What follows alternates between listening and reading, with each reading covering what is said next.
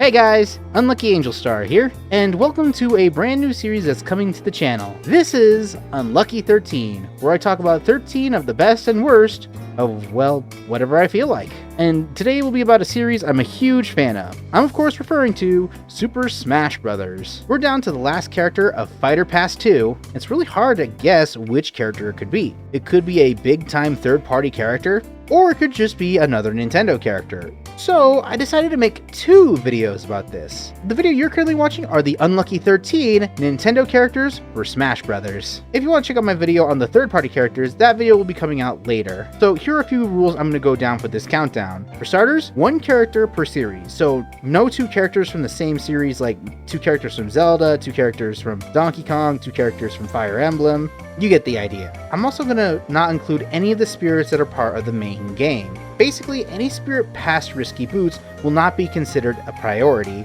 And just so I don't have to see it in the comments, I will not be adding characters that are Mii costumes or assist trophies, because those have already been deconfirmed. So stop asking for Waluigi. Wait for the next game, maybe. Or not. So, let's begin with our lucky number, 13. At number 13, we have a character from Fire Emblem Heroes. No, wait, come back. Please let me explain. I know a lot of people generally don't like Fire Emblem representation in Smash Bros., but Fire Emblem is one of Nintendo's top 5 biggest selling game franchises now, and a lot of people tend to forget that a lot, though it's completely understandable why people don't want another Fire Emblem character, as most of them are just sword fighters. I mean, Violet was still a great choice, and I know a lot of people still wanted Chrom for Smash, but to make it a little more interesting, I decided to choose a character from Fire Emblem Heroes. Which character, you ask? I don't know. That's one of the big things about this list is I can't really decide which character to choose from. There are quite a lot of good choices in my general opinion, but I feel like it makes sense to use a character from the mobile game. Whether it be the Snow Princess Fjorm, the Fairy of the Dream World Peony, or the most recent Book 5 character, Regid, who literally pilots a mechanized horse with Gatling guns. That is kinda cool. Also, shout out to the channel Delzethan, who actually did a moveset for the Avatar character, Kirin, which is actually really well designed in my honest opinion. Now that we've gotten the character nobody really wants in Smash Bros., let's move on to the more important ones. At number 12, it kinda would make sense if the next character would be a Pokemon character. Though a lot of people really don't want this on account of, well, Pokemon Sword and Shield kinda sucked for a lot of people. I mean, Pokemon's been kind of the same with the addition of just roughly 100 new Pokemon, so I don't know what you expected. But Pokemon representation has always been kind of inevitable in this series, which is amazing considering we only got one this time around, with Incineroar. Though of course the hardest part is choosing which Pokemon. You could of course go back to the classics and choose maybe Eevee, as he's actually as popular as Pikachu now. You can go modern with Pokemon like Dragapult or Cinderace, though personally myself I would love Phalanx to join the battle. Or you can even add Pokemon from regions that have yet to be represented, like Pokemon like Absol, Flygon. Plus one of mine is Echo Fighters of Pichu, which I'll do an Echo concept in the future. But of course, when it comes to Pokemon representation, it's always hard to choose which one to go with. So if you have an interesting idea for Pokemon in Smash Bros., leave it in the comments. And don't worry, this is the last character that has a representation from another company. The rest of them are just names.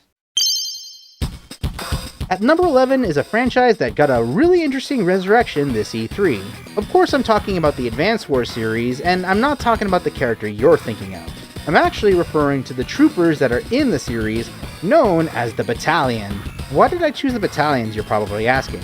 Not many people kinda know this, but the Advance Wars has been around since the Famicom era, exclusively in Japan, known as the Famicom Wars. And it's always been about soldiers fighting around. Though the inclusion of generals is not really my expertise of when it happened, but it would make more sense if you had a battalion moving around the stage fighting other characters, as they are the most versatile of characters, using both grenades, shotguns, flamethrowers, and of course summoning tanks and air raids. And if you had different color palettes, it would be an interesting idea to actually make the different captains part of the final Smash. At least that way everyone's happy. Number 10 is a pretty weird choice on account of not many people even know this character exists. I'm of course referring to a character named Mannequin. Who was Mannequin, you're probably asking? Well, originally part of the Nintendo Labo VR Lab, which was a little bit of a dummy, they are referred to as Mannequins, as shown in the trailer for the game, and became part of their own franchise entirely known as the Game Builder Garage, because, Nintendo can't even sell cardboard to characters. Mannequin, I think, would be an interesting character on account of, well, the concept is creativity. Using a lot of the garage tools, it actually makes sense that a lot of his weaponry would be used in certain situations, such as the cars, such as the punching. Heck, they even made a little fighting game as a practice demo for the game, so it kind of makes sense that Mannequin could be like a special character, if not a future Mii costume-like that has different designs. Nintendo characters have quite a lot of representation in Smash Bros., and there are quite a lot of interesting franchises that honestly do deserve to be in it, but none have been more interesting than the Rhythm Heaven series, or in Japan, Rhythm Tengoku. There are generally a lot of characters in the series, and a couple of interesting movesets for these characters, but I have to go with one of the most iconic of the Rhythm Heaven characters, not the Chorus Kids, Karate Joe. Karate Joe just makes the most sense out of any character in Smash Bros. He already has punches, kicks, and of course you can also make a lot of his moves in the theme of other Rhythm Heaven games. And in case you're wondering, I'll plan on doing a moveset concept for Karate Joe in the future, just not now, okay? So, has anyone seen my beautiful Joe moveset concept video? Because if you have, you can probably take a guess who's at number 8.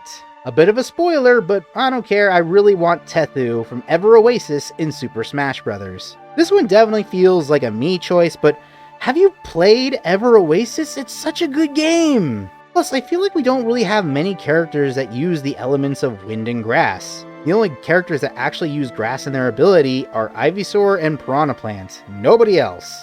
Tethu literally has a scabbard leaf and also summons tornadoes. Not to mention the idea of using the Oasis base abilities, of course using the themings of a seedling into his moveset, and even getting help from other characters from Ever Oasis makes the most sense to me. But both him and Karate Joe I feel like won't make it in Smash on account of one thing I'm generally certain deconfirms characters. And kinda proves it. I'm of course referring to the music in Super Smash Bros. Basically any series that already has a song in the others category that doesn't have a series symbol automatically deconfirms them in my opinion. As much as I want Karate Joe or Tethu to join Smash, or even characters like Monster Hunter. Though then again, I've never really played Monster Hunter, and I might as well mention it, he's not in the third party list.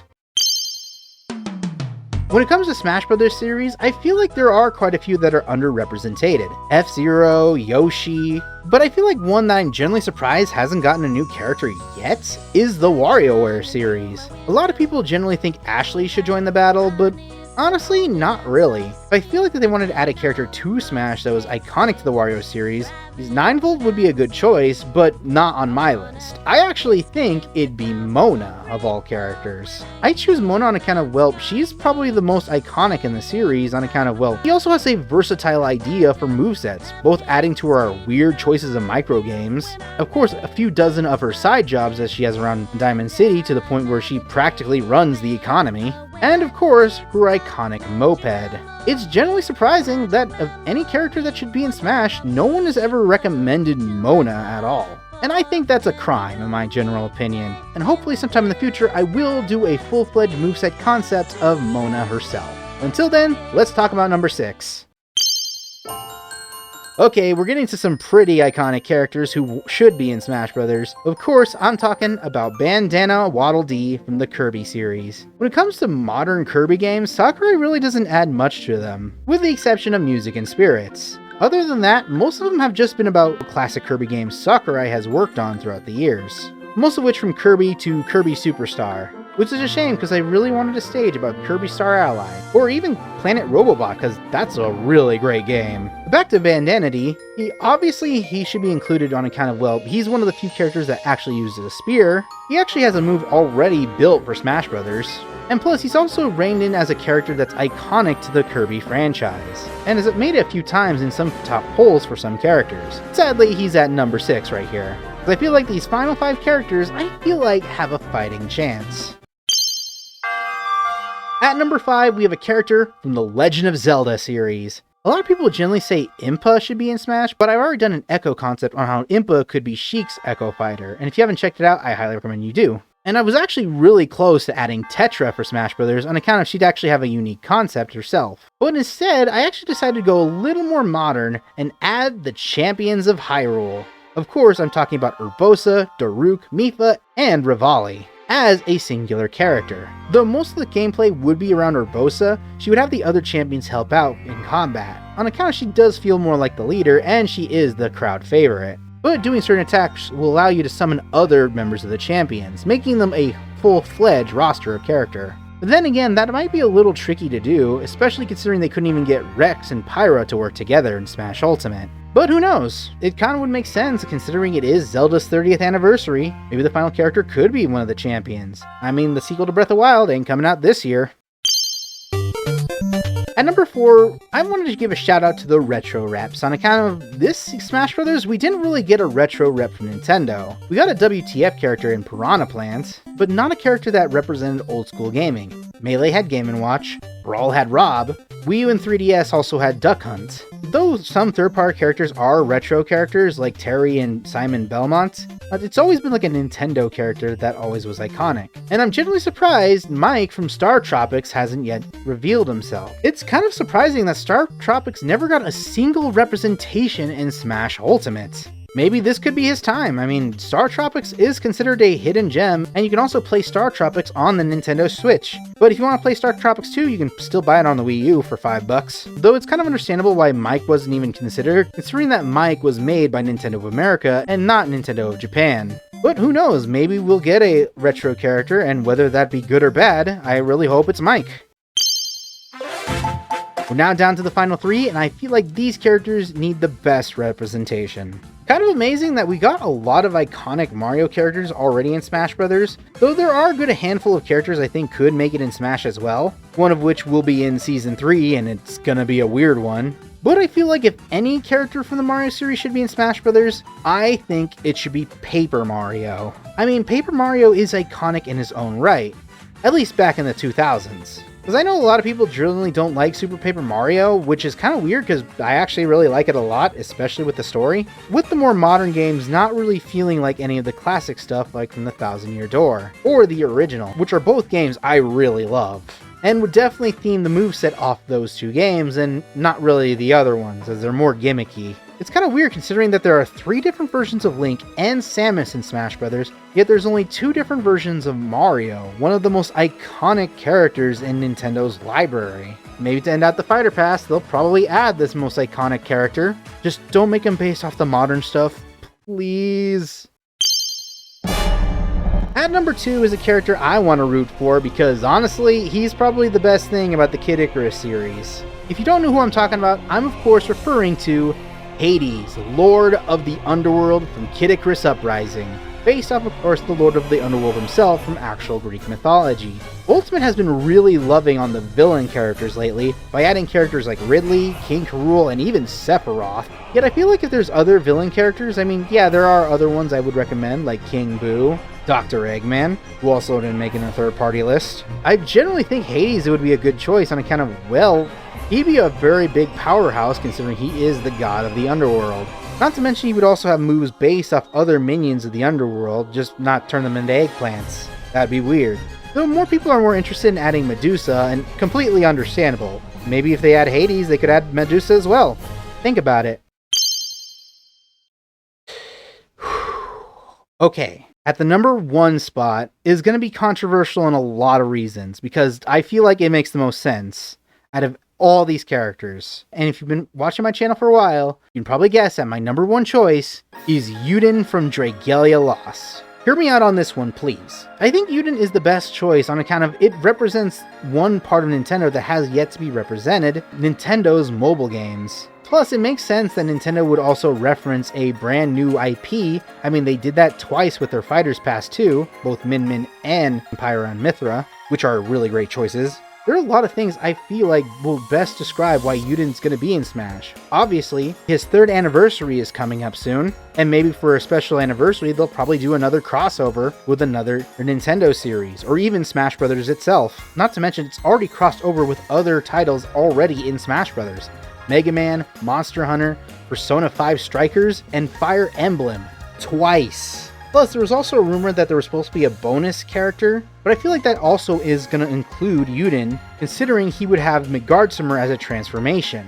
Though there are generally people who think Uden should not be in Smash, or don't know how he would work, but as per usual, I actually made a moveset concept for Uden and how he would work for Smash Brothers. Check it out if you're curious. And those are the 13 Nintendo characters I think will make it to Smash Ultimate. This isn't the definitive roster, and I could be wrong on every single one of these. But who knows? And if you feel like there's a character you think could make it in Smash Ultimate, leave it a comment down below. And if you like this video, make sure to subscribe and ring the bell for notifications to check out more of my other stuff, and also to check out my Unlucky 13 third-party characters for Smash Ultimate. And trust me, a few of them will be a few surprises. Thanks for watching, guys. See you next time.